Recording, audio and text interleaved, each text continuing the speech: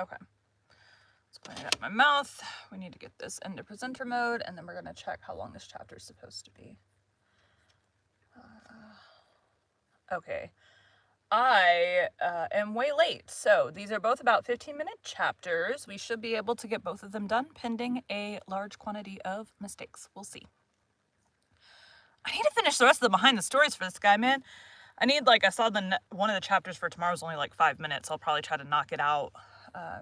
Let's see, one's 5 minutes, the other's 26. So if I get in here early enough tomorrow, I should be able to knock out. There's not a lot of the behind the story left.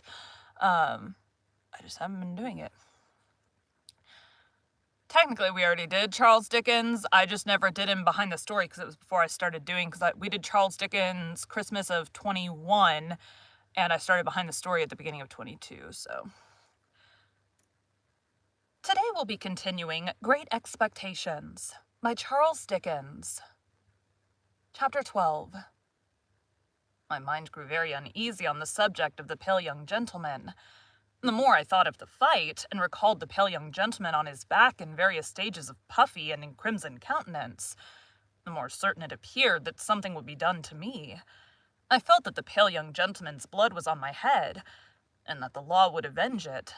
Without having any definite idea of the penalties I had incurred, it was clear to me that village boys could not go stalking about the country, ravaging the houses of gentlefolks and pitching into the studious youth of England, without laying themselves open to severe punishment.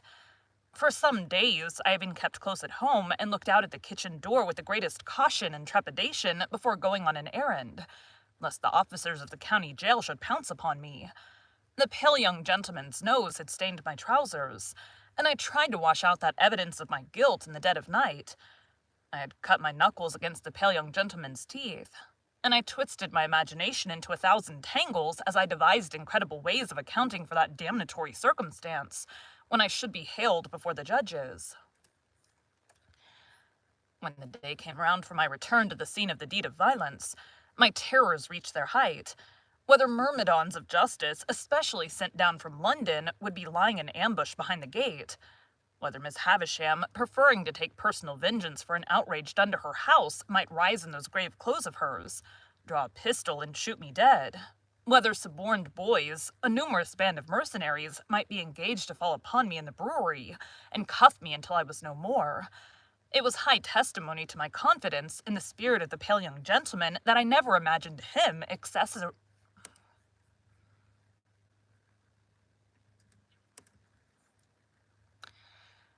It was high testimony to my confidence in the spirit of the pale young gentleman that I never imagined him accessory to these retaliations.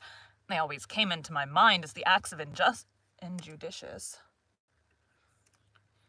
They always came into my mind as the acts of injudicious relatives of his, goaded on by the state of his visage and in indignant sympathy, damn it!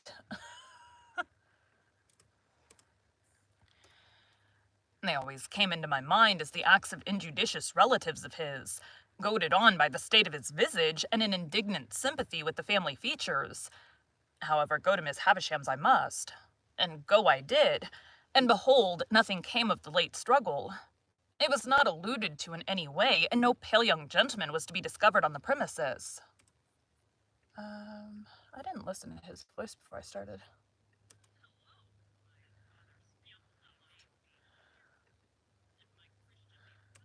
And my Christian name, Philip. Yeah, we're good. Where did we start? On the premises. I found the same gate open, and I explored the garden and even looked in at the windows of the detached house, but my view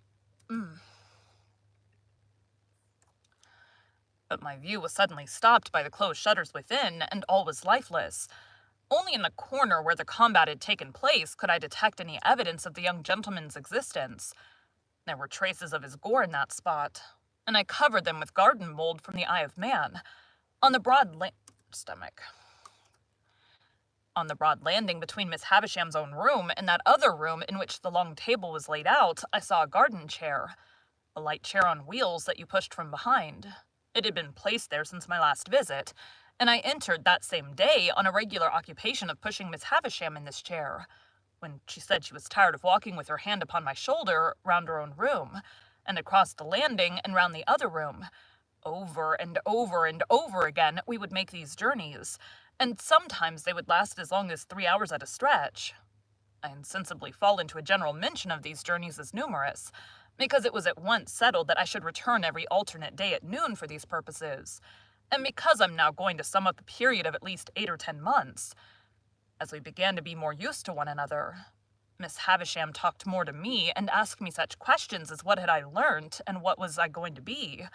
I told her I was going to be apprenticed to Joe, I believed, and I enlarged upon my knowing nothing and wanting to know everything in the hope that she might offer some help towards that desirable end. But she did not.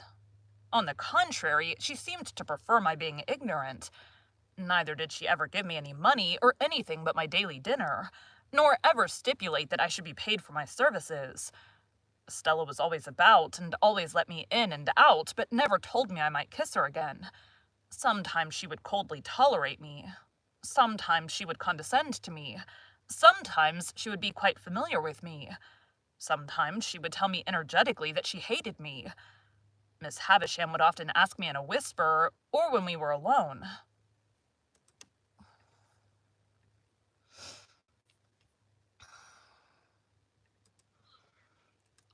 "Look at me. Does she grow prettier and prettier, Pip?" And when I said yes, for indeed she did, would seem to enjoy it greedily. Also, when we played at cards, Miss Havisham would look on, with a miserly relish of Estella's moods, whatever they were, and sometimes when her moods were so many and so contradictory of one another that I was puzzled what to say or do, Miss Havisham would embrace her with lavish fondness, murmuring something in her ear that sounded like, "Break their hearts, my pride and hope. Break their hearts and have no mercy." There was a song Joe used to hum fragments of at the forge, of which the burden was Old Clem. This was not a very ceremonious way of rendering homage to a patron saint, but I believe Old Clem stood in that relation towards smiths. It was a song that imitated the measure of beating upon iron, and was a mere lyrical excuse for the introduction of Old Clem's respected name. Thus, you were to hammer boys round, Old Clem with a thump and a sound. Old Clem, beat it out, beat it out. Old Clem with a clink for the stout. Old Clem, blow the fire, blow the fire. Old Clem, roaring drier, soaring higher. Old Clem, one day soon after the appearance of the chair. Miss Havisham suddenly said to me, with the impatient movement of her fingers, "There, there, there, sing." I was surprised into crooning this ditty as I pushed her over the floor. It happened so to catch her fancy that she took it up in a low brooding voice, as if she were singing in her sleep. After that, it would become customary with us to have it as we moved about, and Estella would often join in, though the whole strain was so subdued, even when there were 3 of us, that it made less noise in the grim old house than the lightest breath of wind. What could I become with these surroundings? How could my character fail to be influenced by them? Is it to be wondered at if my thoughts were dazed, as my eyes were when I came out into the natural light from the misty yellow rooms? Perhaps I might have told Joe about the pale young gentleman if I had not previously been betrayed into those enormous inventions to which I had confessed. Under the circumstances, I felt that Joe could hardly fail to discern in the pale young gentleman an appropriate passenger to be put into the black velvet coach. Therefore I said nothing of him.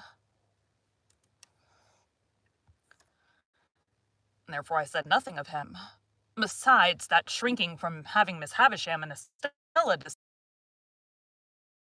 grew much more potent as time went on.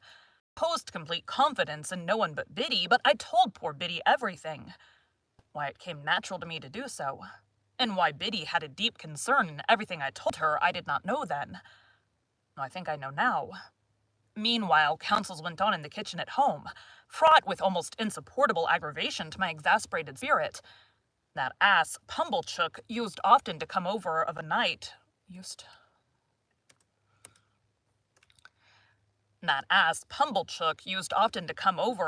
for the purpose of discussing my prospects with my sister, and I really do believe, to this hour with less penitence than I ought to feel, that if these hands could have taken a linchpin out of his chaise cart, they would have done it. The miserable man was a man of that confined stolidity of mind that he could not discuss my prospects without having me before him. as it were, to operate upon, and he would drag me from my stool, usually by the collar where I was quiet in a corner, and putting me before the fire as if I were going to be cooked, would begin by saying, Pumblechook. Mrs. Joe. Now, Mum, here is this boy which you brought up by hand. Hold up your head, boy, and be forever grateful unto them which so did do. Now, Mum, with respections to this boy.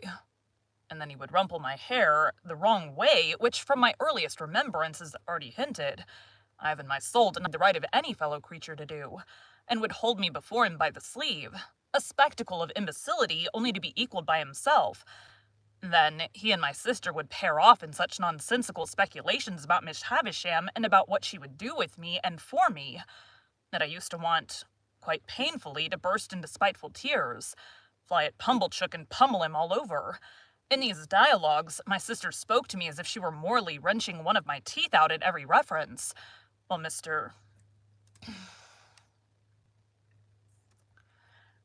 Pumblechook himself, self-constituted my patron, would sit supervising me with a depreciatory eye, like the architect of my fortunes who thought himself engaged on a very unremunerative job. In these discussions Joe bore no part, but he was often talked at, while they were in progress, by reason of Mrs. Joe's perceiving that he was not favourable to my being taken from the forge. I was fully old enough now to be apprenticed to Joe, and when Joe sat with the poker on his knees, thoughtfully raking out the ashes between the lower bars, my sister would so distinctly construe that innocent action into opposition on his part, that she would dive at him, take the poker out of his hands, shake him, and put it away. There was a most irritating end to every one of these debates. All in a moment, with nothing to lead up to it, my sister would stop herself in a yawn, and catching sight of me as it were incidentally, would swoop upon me with, pretty sure someone's mowing their yard.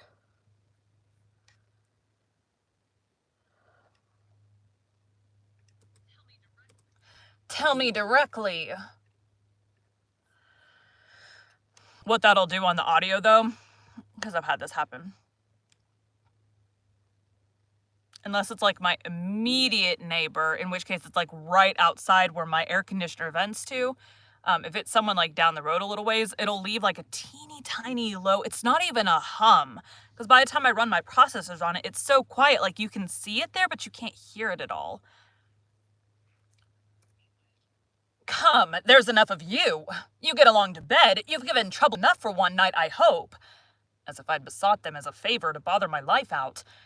We went on in this way for a long time, and it seemed likely that we should continue to go on in this way for a long time, when one day Miss Havisham stopped short as she and I were walking. She leaned on my shoulder and said with some displeasure, "You are growing tall, Pip." I thought it best to hint, through the medium of a meditative look, that this might be occasioned by circumstances over which I had no control. She said no more at the time, but she presently stopped and looked at me again, and presently again, and after that looked frowning and moody. On the next day of my attendance, when our usual exercise was over and I'd landed her at her dressing table, she stayed me with a movement of her impatient fingers. "Tell me the name again of that blacksmith of yours." "Joe Gargery, ma'am." "Meaning the master you were to be apprenticed to?" "Yes, Miss Havisham." "You had better be apprenticed at once. Would Gargery come here with you and bring your indentures, do you think?" I signified that I had no doubt he would take it as an honor to be asked. "Then let him come." "At any particular time, Miss Havisham?" There, I know nothing about times. Let him come soon, and come along with you."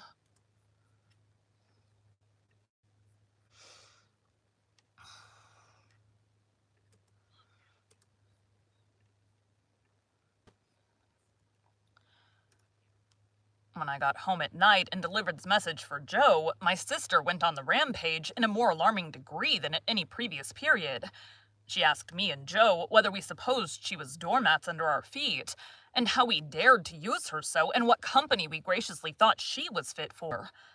When she had exhausted a torrent of such inquiries, and threw a candlestick at Joe, burst into a loud sobbing, got out the dustpan, which was always a very bad sign, put on her coarse apron, and began cleaning up to a terrible extent. Not satisfied with a dry cleaning, she took to a pail and scrubbing brush, and cleaned us out of house and home so that we stood shivering in the backyard. It was 10 o'clock at night before we ventured to creep in again. And then she asked Joe why he hadn't married a negress slave at once. Joe offered no answer. I should have changed the word for that. Oops. Poor fellow. Actually, let's change it. And then she asked Joe why he hadn't married a slave at once. Joe offered no answer, poor fellow, but stood feeling his whisker and looking dejectedly at me as if he thought it really might have been a better speculation.